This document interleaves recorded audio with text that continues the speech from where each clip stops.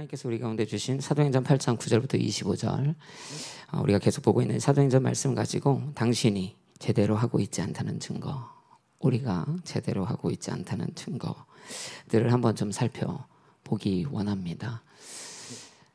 오늘 본문에는 이제 마법사 시몬이 나와요. 그의 변화에 대한 기록이 있는데 한번 살펴보기 원합니다. 한번 저를 따라해 보시면 좋겠습니다. 제대로 변하라. 제대로 변하라 라는 것이죠. 오늘 본문에 9절이야 말씀 보면 한 사람이 소개되죠. 그 도시에 전부터 시몬이라는 사람이 마술을 부려 모든 사마리아 사람들을 놀라게 하고 자신이 스스로 대단한 사람인 양 우쭐댔다 기록합니다. 11절에 그 시몬은 마술로 오랫동안 사람들을 놀라게 했기 때문에 사람들이 그를 따랐습니다. 그렇게 기록되어 있죠. 그는 굉장히 영향력 있는 사람이었습니다. 여러분, 우리나라도 비슷한 게 있어요. 무당 아시죠? 무당들이 있습니다. 근데 무당이라고 다 같은 무당은 아니에요. 아시나요? 수준이 달라요. 어떤 무당은 그냥 사기꾼이에요. 그냥 말은 무당인데 사실 흉내만 내는 것이죠. 무당이 어떤 의미인지도 모르고 저거 돈 되겠다. 그래서 그냥 무당 짓을 하시는 분들이 있죠. 니네 집에 나무 있지? 뭐 이런 거 들어보셨죠? 나무 없다 그러면 뭐 그럴 줄 알았어. 있었으면 큰일 났지. 뭐 어떻게든 그냥 말로 새치어를 놀려가면서 무당으로 밥을 먹고 사는 그런 거짓 무당이 있죠. 그런데 대부분이 아니고 다 사기꾼은 아니에요. 그죠? 물론 무당이라는 것 자체가 사기인데 말이 좀 이상하지만, 그런데 무당으로서의 어떤 프로페션, 자신의 전문성을 가지고 있는 분들이 있단 말이죠. 그분들도 이 구분을 한다 그래요. 보통 무당이 자신의 신령한 이 무당의 능력을 발현하기 위해서 뭘 하죠? 일명 작두타기를 합니다. 여러분 혹시 보셨나요? 이 굉장히 무서운 거거든요. 그래서 거짓 사람들은 감히 따라하지 못합니다. 그런데 이제 소위 말하는 신기가 정말 있는 무당들이 이 작두를 타는데요, 그마저도 다 다릅니다. 제가 이 무당에서 크리스천이 되신 분들의 이제 책을 읽고 알게 된 사실인데요, 이제 버선을 신고 두 쌍작두에 올라가시는 분들이 있어요. 하수입니다. 일단 버선을 신었고 버선 안에 뭐가 있는지도 모르고 작두 날이 두 날이 될 때 이것이 이제 견디는 면이 상대적으로 넓어지기 때문에 보기에는 굉장히 위험해 보이나 상대적으로는 좀 안전한 것이에요. 그래서 버선 신고 쌍작두에 서 있으면 무당들끼리는 하수야. 근데 그마저도 물론 용기가 있는 것이죠. 그럼 조금 더 나가면 버선 신고 외작두 선답니다. 외작도 이제 한날이기 때문에 굉장히 위험천만하죠. 그러니까 이제 버선을 신고, 그 버선 안에 물론 뭐가 있는지 모르지만, 그러니까 이제 또 보면 조금 더 낫네. 그러면 그 다음은 뭐겠어요? 이제 버선을 신지 않고 맨발로 쌍작두에 서 있는 사람들이 있습니다. 그럼 진짜 이제 그때부터는 서슬퍼런 것이에요. 그러면 더 나가면 뭐겠어요? 외작두에 맨발로 서는 사람들이 있습니다. 그러면 정말 신령한 무당들은 뭐 하죠? 외작두에 맨발로 올라가서 걷고 춤을 추기 시작하죠. 정말 귀신에 사로잡힌 사람들. 그래서 그들도 구분한다는 거예요. 이제 신령한 무당이구나. 진짜 굉장한 귀신을 모시는구나. 그래서 그들도 이렇게 악한 영의 개입을 받아 귀신에 휘둘려서 그렇게 우리가 봤을 때 놀라운 일들을 하기도 하는 것이죠. 그런데 제가 앞서 말했듯이 변하신 무당도 그런 신령한 무당인데, 하나님의 권세 앞에, 그 말씀의 권세 앞에 우연찮게 마주하게 되고 처참하게 깨어지는 것이에요. 그가 뭐 전국구로 이름을 날리던 유명한 무당으로서의 자긍심을 가지고 그렇게 작두를 뛰어다니듯 휘날리던 그 명성이 있음에도 불구하고 하나님의 권세 앞에 만나자 결국에는 무너져 버리게 된 것이에요. 그래서 결국엔 크리스천이 되어서 간증하게 된 것이죠.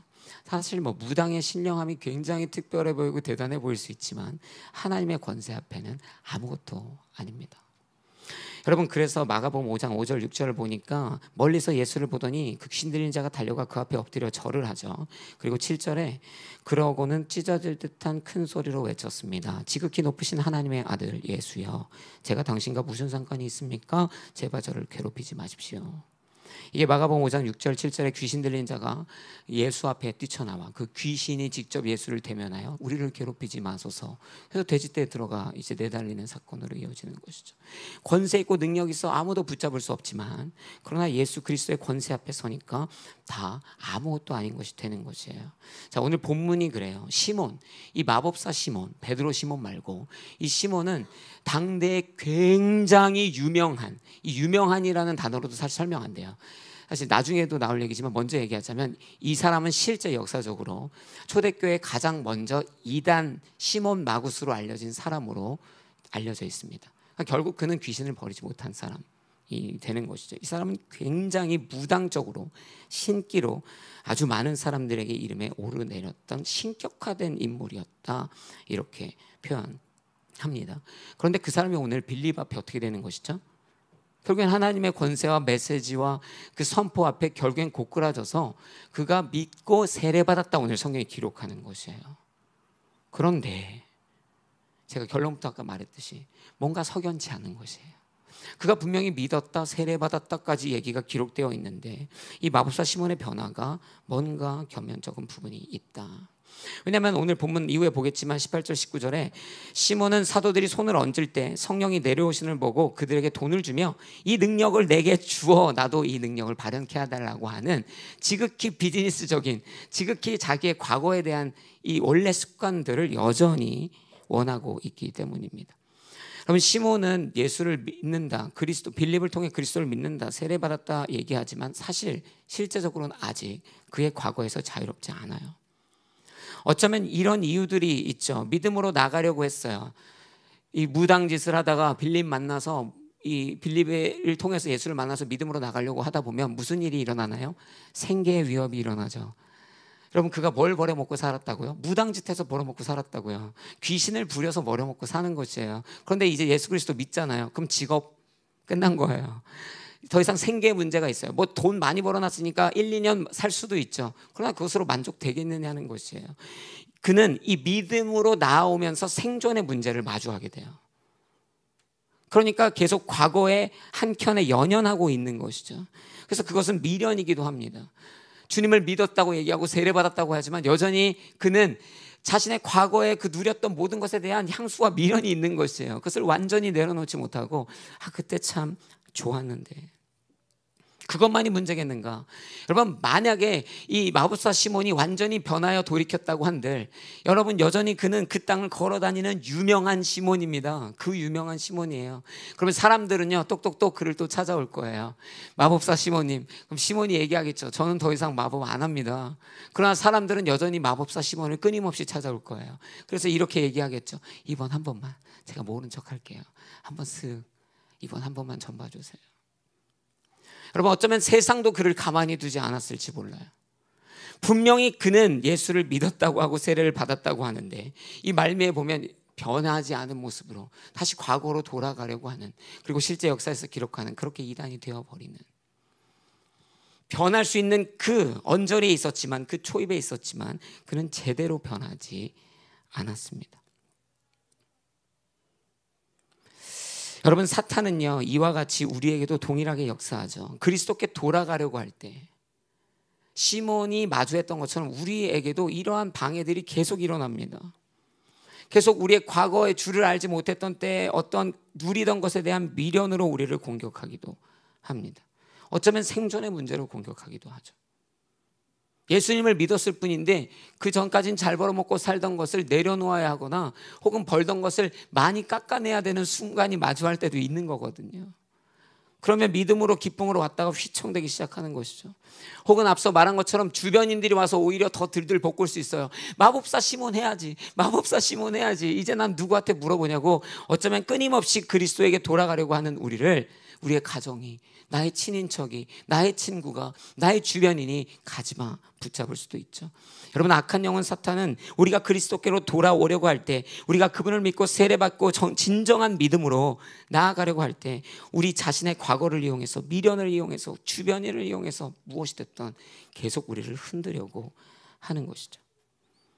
그러니까 마법사 시몬이 거기 어디쯤 있었던 것 같아요. 그러니까 이제 기회가 왔을 때 오히려 그 기회를 무너지는 기회, 그 능력을 내게 줘라. 나 다시 돈 벌고 좀 살아야겠다. 다시 과거로 돌아가려고 해버렸던 것이죠. 여러분, 사마리아의 이 변화가 일어날 때, 오늘 이 마법사 시몬 얘기뿐만 아니라 사마리아의 변화가 있었잖아요. 그러니까 사실 이게 소문이 나면서 결국엔 베드로와 요한이 직접 사마리아를 찾아왔잖아요. 오늘 본문에 보면. 그래서 어떻게 했냐면 그들이 성령을 주기 시작했습니다.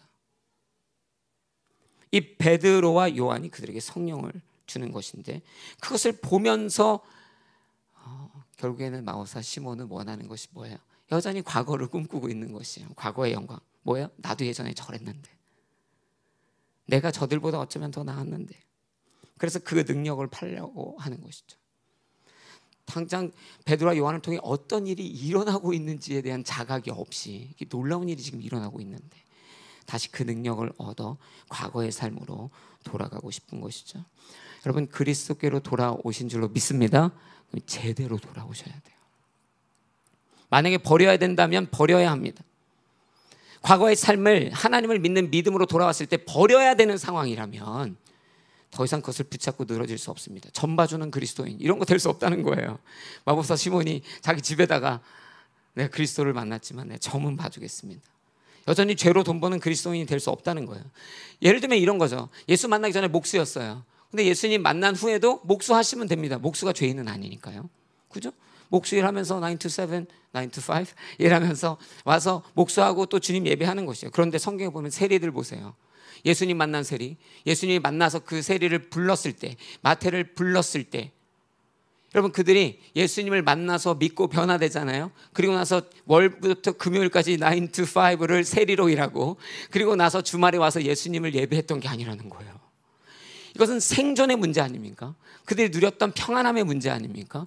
그런데 이제 예수 만났고 믿었고 변했기 때문에 이 생존의 문제임에도 불구하고 그것을 같이 할 수는 없다는 거예요. 이건 목수랑은 다른 개념인 것이죠. 그냥 목수했으면 목수하면서 믿으면 되는데 이건 버려야 되는 문제였던 것이에요. 마치 마법사 시몬의 문제처럼. 이건 버려야 되는 것이죠. 그러니까 결국에 현장에서 잡힌 창녀 마리아도요. 예수님 용서하시지만 너는 가서 다시는 이 죄를 짓지 말라는 것이에요. 그러니까 예수 만나서 믿고 변화됐어요. 할렐루야. 그런데 그 여인이 월요일부터 금요일까지 9 to 5를 몸을 파는 여인으로 살고 다시 예수를 만나러 오던 게 아니라는 것이에요. 왜? 그건 버려야 됐던 일이니까. 어쩌면 우리가 그리스도를 만났어요. 믿었어요. 할렐루야. 세례도 받았죠. 그러나 어쩌면 마법사 시몬처럼 여전히 과거의 어떤 옳지 못한, 하나님이 기뻐하시지 않는 그것에 여전히 한켠이 매여 여전히 현혹되고 여전히 그것 때문에 흔들리고 있는지 모릅니다. 버릴 필요가 있는 것은 버려야 합니다. 하나님이 기뻐하시지 않는 것은 버려야 합니다. 그러니까 제대로 변해야 한다는 것이죠. 그래서 이 말씀 묵상하는데 바울이 생각나더라고요. 빌립보서 3장 7절 8절에 보니까 그러나 내게 유익하던 것들을 나는 그리스도 때문에 다 해로운 것으로 여깁니다. 심지어 그는 그냥 다 해로운 것으로 여겨버리는 것이에요. 내가 참으로 모든 것을 해로 여기는 것은 내 주 그리스도 예수를 아는 지식이 가장 고상하기 때문입니다. 여러분, 마법사 시몬은 제대로 변하지 못했습니다. 이 욕망의 노예, 자신의 과거의 노예. 그러니까 베드로가 그를 책망할 때 당신 마음이 하나님 앞에서 바르지 못하다라고 지적했던 것이에요. 이 요구가, 당신이 하는 요구가 하나님 앞에서 바른 마음으로 되어지는 것이 아니다. 완악한 마음이다. 여러분, 온전히 변하시기를 도전합니다. 네. 그러니까 우리도 어쩌면은 우리 자신도 모르는 사이에 믿었고 세례받았는데 그 마법사 시몬처럼 여전히 있을지도 몰라요. 그래서 언젠가 이런 트리거, 완전 우리가 흔들릴 만한 문제가 발생할 때 우리도 마법사 시몬처럼 확 주님을 등 돌리고 그 생존을 향하여 그 거룩의 영광, 그 과거의 영광을 향하여 어쩌면 내달릴지도 모를 일이죠. 매일 주님과 함께 동행하는 제대로 된 변화의 걸음을 걷는 신앙인 되시기를 저와 여러분이 도전합니다. 두 번째 메시지는 무엇인가 한번 저를 따라해 보시면 좋겠습니다. 제대로 구하고 제대로 사용하라. 오늘 본문에 다시 보면, 자, 그래서 베드로와 요한이 이곳에 왔잖아요. 그래서 사마리아 사람들이 성령 받기를 기도했습니다. 이는 그들에게 아직 성령이 내리시지 않았고 그들은 주 예수의 이름으로 세례를 받았을 뿐이었기 때문입니다. 이게 현재죠. 그래서 베드로와 요한이 그들에게 손을 얹자 그들이 성령을 받았습니다. 시몬은 이 마법사 시몬입니다. 사도들이 손을 얹을 때 성령이 내려오시는 것을 보고 그들에게 돈을 주며 내게도 이런 능력을 주어 내가 손을 얹은 사람은 누구든지 성령을 받게 해주십시오라고 말했습니다. 그가 원하는 것은 이 능력이에요. 신령한 능력. 그의 눈으로 보기에. 여러분, 제가 오래된 책 중에 개를 훔치는 완벽한 방법이라는 책이 있어요. 혹시 읽어보신 분 있나요? 굉장히 유쾌한 성인 동화라고 표현할까요? 하여튼 굉장히 유쾌하고 재밌게 보았던 책인데, 거기 보면 간단하게 추리면 가난한 가정이죠. 아빠가 도망가 버리고 엄마랑 이제 동생이랑 본인이 있는데 너무 살기 어려운 거예요. 진짜 살기 어렵다라고 표현할 게 부끄러울 정도로 차에서만 지내야 되고 그 차 정도 다 어려운데, 어찌됐든 이 딸아이가 딸이었겠죠. 성별을 이 아이가 이 가난을 벗어나기 위해 강아지를 훔쳐야겠다 생각합니다. 그래서 강아지를 훔치면 사례금 포스터가 붙을 거고, 그러면 그 주인에게 이걸 가져다 주면 그 부자 주인 아줌마가 아마 사례금을 주면 내가 그 사례금을 받고 우리는 가난에서 벗어날 수 있을 거야. 얼마나 순수한 생각인지 몰라요. 예, 정말 아이다운 생각이죠. 근데 저같이 세상에 찌든 사람은 알잖아요. 그 택도 없는 소리죠. 그 강아지 그 사례금 받아봐야 뭐 며칠 버티겠어요. 그 보면서 사실 마음 한켠이 슬프더라고요. 가난을 벗어나기 원하는 것은 맞는 호비죠. 그러나 강아지를 원해서 강아지를 훔쳐서 그 문제를 해결할 수 있는가라고 묻는다면 우린 다 알아요. 그걸로 해결될 수 없다. 그건 아이의 그냥 굉장히 순수한 마음이죠. 여러분, 이 어른 동화의 내용 안에서 그런 생각이 들어요. 우리가 옳은 것을 원해야 한다는 것이에요. 그러니까 이 아이는 정말 강아지를 내가 훔쳐서 그 부잣집 강아지를 훔쳐서 돌려주고 사례금을 받으면 해결될 수 있다라고 생각하는 것이잖아요. 근데 사실 옳은 것을 원한 것은 아니었어요. 그게 이 문제의 해결법이 아닌 것이죠. 자, 마법사 시몬이 지금 원하는 것은 과거와 생존에 여전히 매여 있는 그는, 그 영광과 기쁨에 여전히 매여 있는 그는 그리스도를 믿지만 여전히 삶을 타파해갈, 돌파할 어떤 문제 해결의 방법을 찾는데요. 딱 보니까 베드로와 요한이 와서 성령을 주더라는 것이에요. 그 능력이 너무 신령해 보여요. 그러니까 어떻게 하죠? 그 능력을 내게 팔라는 것이에요. 그거 내게 주면 내가 지금 이 삶에 고민했던 이 문제들을 해결할 수 있을 것 같은 것이죠. 그래서 그 능력을 달라고 했어요. 아닙니다. 여러분, 마법사 시몬은 뭘 구해야 했죠? 성령을 내게 주옵소서. 여러분, 아닙니까? 지금 그는 성령을 받지 않았다니까요. 말씀이 기록했잖아요. 그때 당시 아직 성령 세례가 아직 임하지 않았던 때이더라. 그런데 베드로와 요한을 통해 아직 물의 세례밖에 받지 않은 사람들이 그 성령을 받아 기쁨의 인생들로 변화되는 것을 그가 보았던 것이잖아요. 아, 저거 탁월한 능력이구나. 그러면 당신은, 자기 자신은 성령이 있다 없다? 없다. 그런데 그 성령이 매어진 인생들을 변화시키는 것을 자신의 눈으로 봐도 느낄 만큼 영적인 세계가 열려갈 때 시몬은 나에게도 그 성령을 주십시오. 이게 중요하죠. 그 능력으로 그가 흉내내며 돈을 벌고 산다? 그래서 살아봐야 50년 더 살고 죽는 거 아닙니까? 그러니까 정말 그에게 필요한 건 사실 성령님이 그의 삶에 임하여지는 것이죠. 근데 똑같아요. 우리가 어쩌면 교회 안에 와서도 계속 성령님을 간구하고 말씀을 간구하고 사명을 간구하고 하나님의 기대의 그 가치를 꿈꾸는 것이 아니라 저 능력 이 능력 이거 저거 그 내가 좀 과거에 누리던 대로 그 영광대로 살고 싶다. 강아지 사례금이 문제를 해결할 수 없잖아요. 우리가 주님 앞에 나와서 주님은 성령 이야기하시고 영혼의 얘기를 이야기하실 때 어쩌면 때로는 우리는 그냥 그거 다 필요 없고 돈 될 만한 거 좀 주십시오 주님. 어떤 말씀 안에 돈 될 만한 거 없습니까? 여러분이 그렇다는 게 아니고요. 그럴 수도 있죠, 우리가. 그래서 우리는 무엇을 원하는가, 왜 원하는가, 이 질문 앞에 항상 우리 자신을 세워야 합니다. 여러분이 주님 앞에, 제가 주님 앞에 원하고 있는 그것, 왜 그것을 구하고 있는가? 과연 우리는 옳은 것을 구하고 있는가? 어쩌면 마법사 시몬처럼 그 능력을 간구하는, 돈벌이로 생각하는 그러한 간구로 우리의 신앙의 간구가 다 점철되어 있는 것은 아닌가. 제가 보니까 어떤 문구가 하나 고속도로에 크게 붙어 있더라고요. 당신의 교회를 200명의 영어였는데요. 200명의 교회를 2,000명으로 만들어 드립니다. 그리고 전화번호가 적혀 있어요. 그래서 제가 그걸 보면서 무슨 소리야 저게? 그 2,000명이 왜 돼야 된다는 거야? 막 혼란스러운 거예요. 만약에 그 문구가 그분이 쓰실 때 한 영혼 한 영혼이 천하보다 귀한데 그 영혼들을 구원하는 그 어떤 갈망에서 그걸 썼다면 왜? 그 동의합니다. 근데 당신의 교회를 좀 키워드리겠습니다. 왜 교회가 커져야 될까요? 그러니까 그런 본질적 질문에 대한 오해의 소지가 있는 문구를 적어놨더라고요. 그래서 제가 속으로는 그런 의미는 아니겠지 했지만 그래도 조금 오해의 소지가 있다 이런 생각이 들더라고요.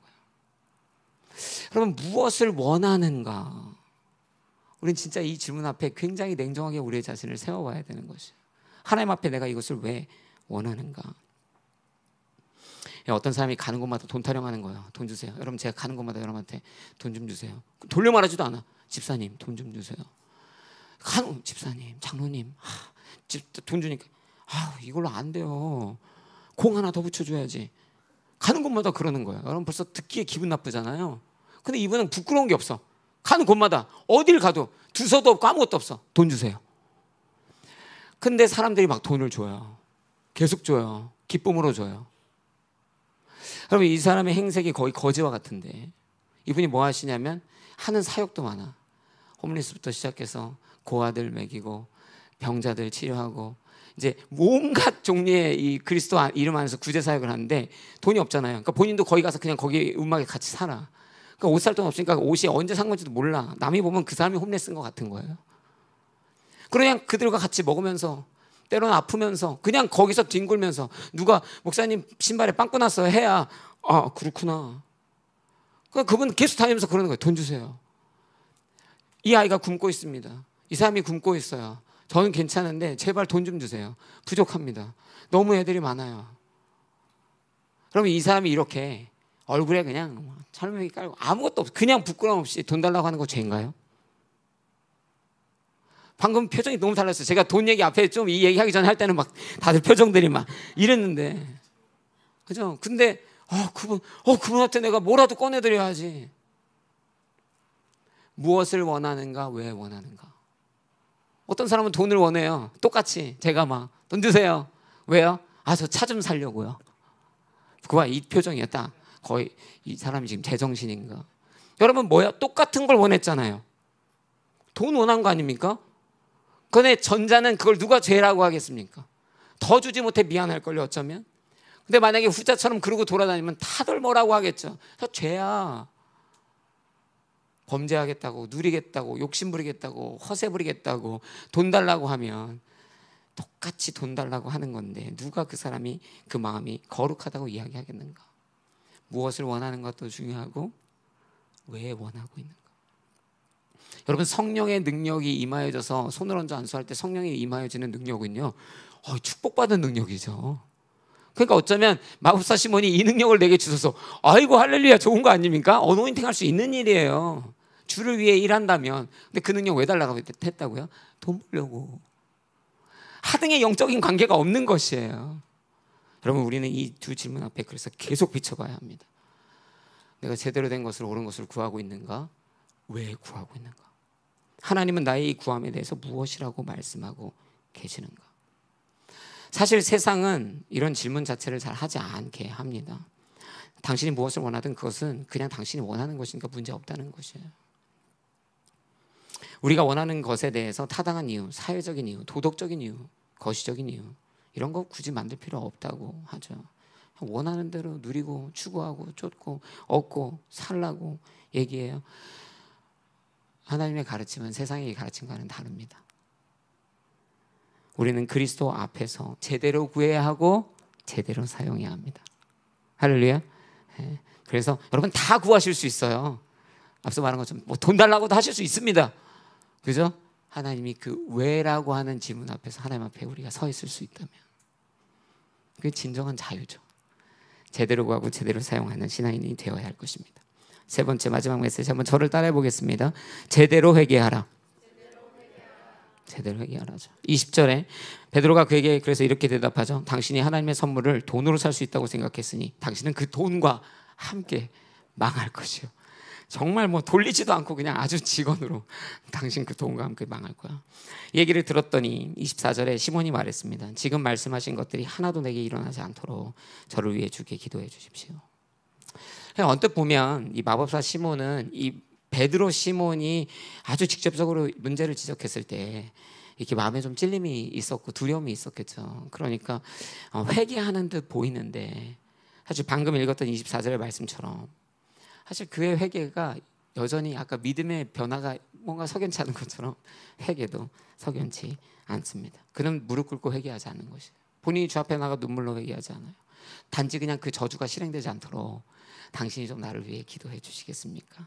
위기를 그냥 이렇게 넘어가려고 하는 것이죠. 뭘 잘못했는지 몰라요.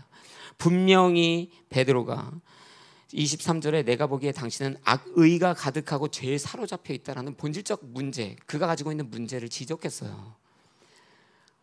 그 결과가 저주인 거예요. 그럼 회개는 그 저주를 받지 않게가 아니라 주님, 내가 나의 악의가 가득하고 보소서 주님, 내 마음에 선한 것이 하나도 없습니다. 이 마음에 대한 회개가, 참된 회개가 일어나야 하는데 그냥 그 저주만 일어나지 않으면 되겠다는 것이에요. 그냥 구렁이 담 넘어가듯 넘어가면 되겠다는 것이에요. 아닙니다. 저와 여러분에게 주신 메시지예요. 근본적인 회개가 필요합니다. 우리 각자가 주님 앞에 진심 어린 회개가 필요합니다. 제가 여러분 위해서 대신 회개해 줄 수도 없습니다. 여러분도 그렇죠. 각자가 근본적으로 하나님 앞에 회개해야 한다. 그래서 지금 당장 넘어갔다고 되는 게 아니에요. 전쟁터에서 막 뛰고 있는데 여기서 팡 쓰러지고 저기서 팡 쓰러지는 거예요. 막 죽어요. 누가 소리칩니다. 다 숨어, 스나이퍼야. 저길 수가 있는 거예요. 다 숨었습니다. 다 은폐하는 거예요. 그러니까 총알이 탕탕탕탕 비슷한데 막 튀기겠죠. 근데 죽지 않고 있어요. 살았습니다. 문제가 해결됐나요? 아니죠. 문제는 저격수를 죽여야 끝나는 거예요. 여러분, 진심의 회개가 전혀 없는 거예요. 지금 이 저주만 비껴가면, 지금 이 어려움만 비껴가면 괜찮겠지. 제가 주중에 하나랑 싸웠는데요. 2살짜리 하나랑 싸우니까 굉장히 신선하더라고요. 근데 아이가 자꾸 막 뭘 던지고 막 화를 내고 막 그래요. 제가 또 그런 거를 그냥 두고 보질 못하죠. 주아, no. 한국말도 안 하는 녀석, 나쁜 녀석. Say sorry. 뭐 이런데 듣는 척도 안 해요. 진짜 듣는 척도 안 해요. 너무 기분이 상하더라고요. 그래서 대치를 했습니다. 한 10분 정도. 근데 아이가 계속 저를 보면서 이렇게 눈을 피하다 또 보면 눈 마주치면 막 생글생글 웃어요. 내가 웃으면 아빠가 또 녹아서 뭐 넘어가겠지. 아주 생각이 보입니다. 생글생글. 제가 엄한 표정을 지으면서 No, say sorry. 안 해요. 1도 안 해. 주워오라 그래도 주워오지도 않아. 그래서 정말 막 몇 번을 대치를 하고 있었어요. 저도 이제 마음속이 복잡해지고 이걸 어떻게 해야 되나 그러고 있는데 그날 저녁에 우리 성도님들 몇 분 오시는 날이었어요. 집에. 그래서 띵동 하면서 이제 성도님이 오신 거예요. 그럼 그 대치를 제가 하고 있을 수 없잖아요. 손님이 얼마나 민망해요. 2살짜리랑 싸우고 있는 목사가. 그래서 제가 이제 환영하고 이제 지나갔어요.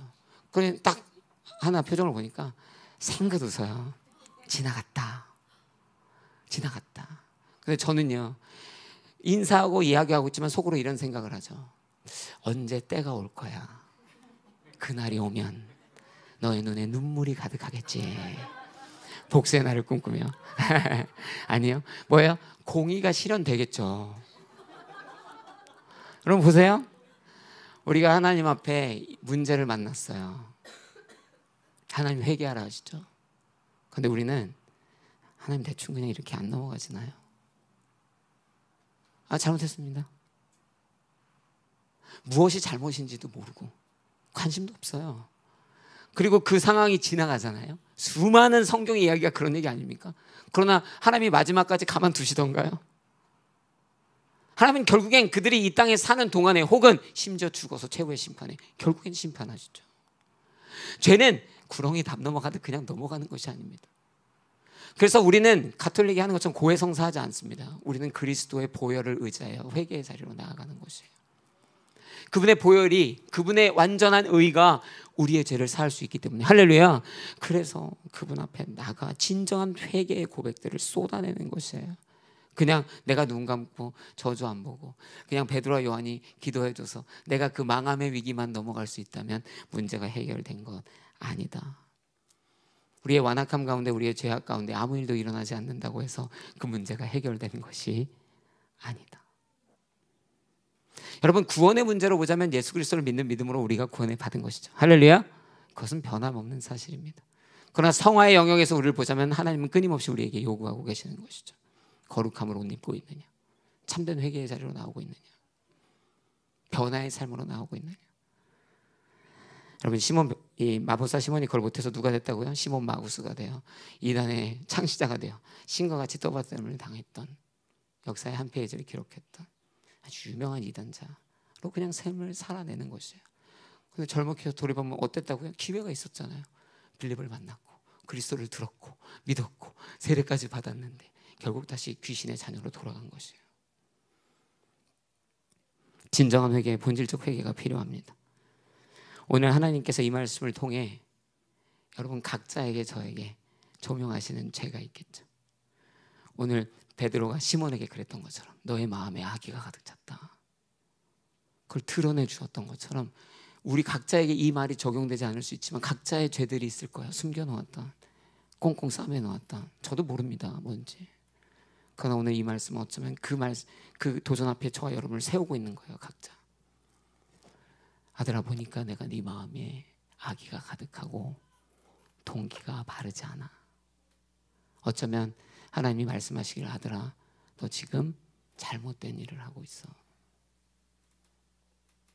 각자의 골방에서 진심의 회개로 나아가시기를 강력하게 부탁드리는 것이에요. 하나님 앞에 진심으로 회개하는 신앙인들 되시길 도전합니다. 제대로 된 신앙인이 되자. 말씀 마무리하겠습니다. 그럼 우리가 만약에 주님을 믿는다 하지만 과거에서 완전히 돌아서서 여전히 변하지 않는 과거의 맹인자로 산다면, 우리가 만약에 잘못된 것을 구하고 잘못된 목적을 쫓아 끊임없이 욕망을 쫓아 살고 있다면, 저와 여러분이 만약에 진심의 회개가 없이 그저 구렁이 담넘듯 매일의 삶을 살아내고 있다면 그것이 우리가 제대로 변하지 않았다는 증거입니다. 그러나 제가 바라기는 예수 그리스도의 보혈의 능력 안에 우리가 다 제대로 변한 줄로 믿습니다. 믿음으로 선포한 것이니까요. 우리 제대로 된 신앙인으로 새로운 피조물이라고 성경은 이야기하죠.